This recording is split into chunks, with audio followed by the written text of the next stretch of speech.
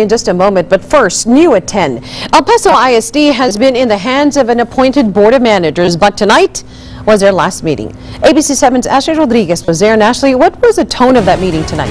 Estella, the board was very sentimental. Each manager gave a small speech to the audience talking about their achievements over the last 2 years, while also offering advice to the incoming trustees.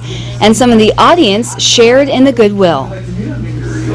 You know, when I started teaching, it was in the early 1990s. We were a very united community. And then all of a sudden, all this wave of just kind of like darkness came over us. Go back to work tomorrow? Thank you very much. But in 2012, the superintendent of El Paso County's largest school district could be seen conducting his infamous perp walk, convicted of orchestrating a district-wide cheating scam. Just 30 days after the trustees extended his contract and gave him a bonus. Everything was wrong. I mean, you had to revamp everything. And state law says that a board of managers has all of the rights, privileges, powers, and authority as an elected board of trustees. That's when the state stepped in, removed the trustees, and put in the managers, who've been at the helm of EPISD ever since. I had lost my re-election in 2012. My business had sold, and I was basically semi-retired, so it was kind of interesting.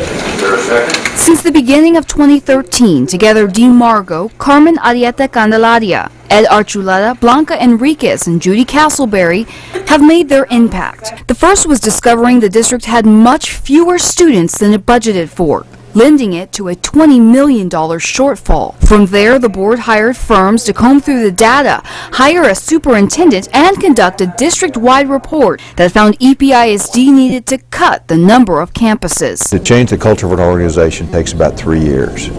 We had basically had 21 months. The board's major initiatives include expanding the dual language program, moving to digital textbooks, and opening enrollment to the entire county.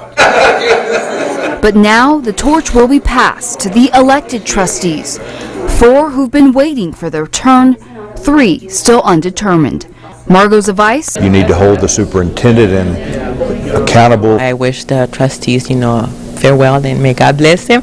And then new ones that come in, the same thing, and let's just work together. The election is May 9th, but in the case there's a runoff, the elected trustees won't take over until June.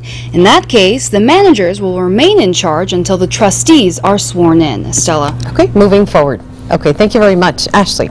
We now know what caused an apartment